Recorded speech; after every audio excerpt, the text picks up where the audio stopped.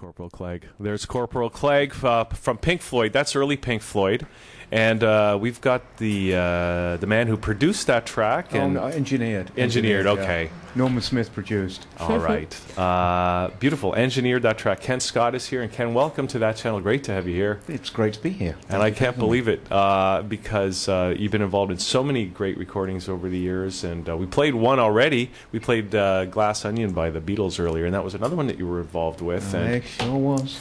So, let's just get into this. We can just talk about the people that you've been involved with, and I don't know if you got any stories that you could share with us, but hey, and you did Helter Skelter as well. You did, how many tracks on the White Album did you do? Oh, God knows. I don't know. I did probably about 80% of it. Really? Okay. In one form or another. So now, of course, we all know that was after the original Paul McCartney died. Of course. When he had his mind blew out in a crash or something. Mm-hmm. Just imagine how much better that album would have been had the real McCartney been there to play. That's what I'm trying to get at. I know. Now, you were there. So did Paul McCartney really get replaced? Oh, absolutely, totally. Can't you tell by what's coming out today? The original McCartney, real McCartney would never have put out some of the stuff he's putting out today. So. That's what I thought.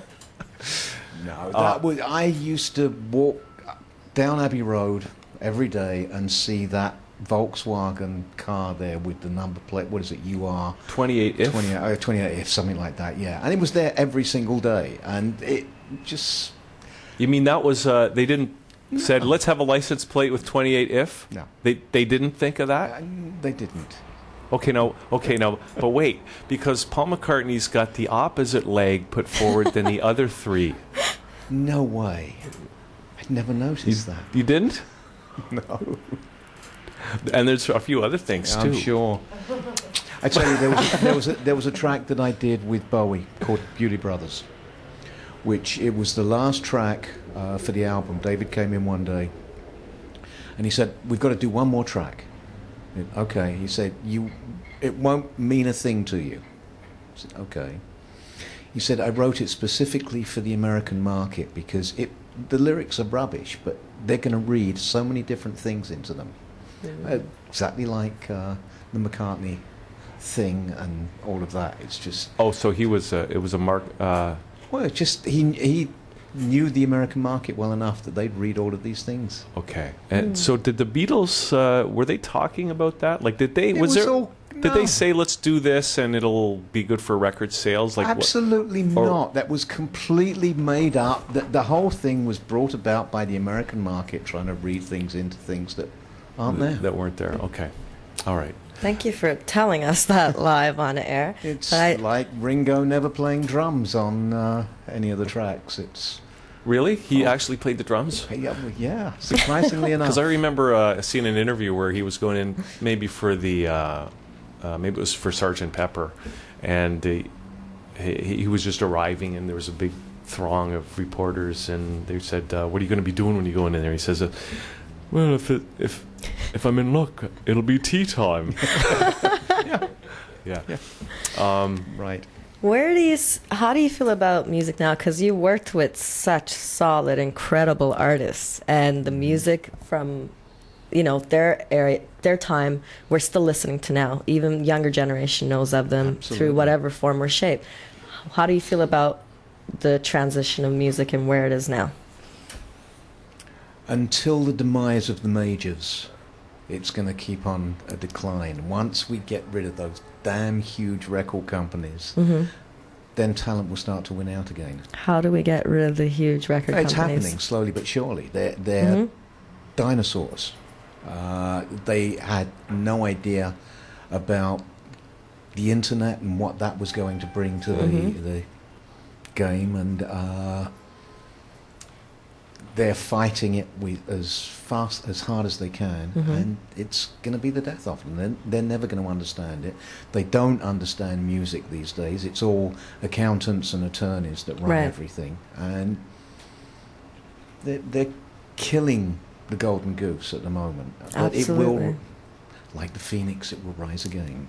So talent has to win out, as far as I'm concerned. we do have a lot of money tracks. So do you really see that getting to a point where, I think there will always be money tracks because of the time that we live in, but do you really see it coming to a point where it's going to equalize, like you're saying? We're going to be able to not have to, I don't know how to put it politely, but deal with a lot of music that's coming out, which is nothing more than a money track. It comes and goes, and it's nonstop.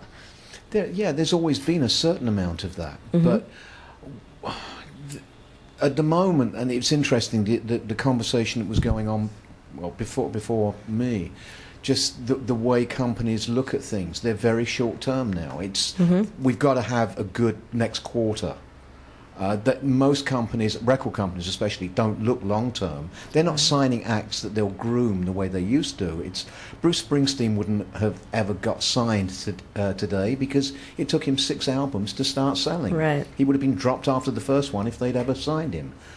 Eventually, acts have to come back where they start to groom them from day one, and eventually they will start selling. And the way record companies are making money at the moment is their back catalogue. It's because they groomed acts back then, and they took time over everything. These days it's the instant hit. They love instant hits because they're not paying out anywhere near as much royalty-wise to the new acts as they do for the big sellers or the old sellers kind of thing. So they love it. Quick in and out, brings up the next quarter. And that will die. It has to. Looking forward to it. Yeah, I know. Same here. Hopefully I'm not too old to go back in the studio with someone. Listen, I'd like to hear another track, and I got one I picked. It's actually the title track from an album that you engineered that was actually the first album I ever bought. And it's and let's listen to this song, and then we'll come back and chat some more. Sure. And it's Crime of the Century. There I blew it. I gave away the secret by Supertramp. But let's listen to this track engineered by Ken Scott. We'll come back and chat a little bit more and find out what this song's all about, because I got a theory myself. Oh, boy. We'll be right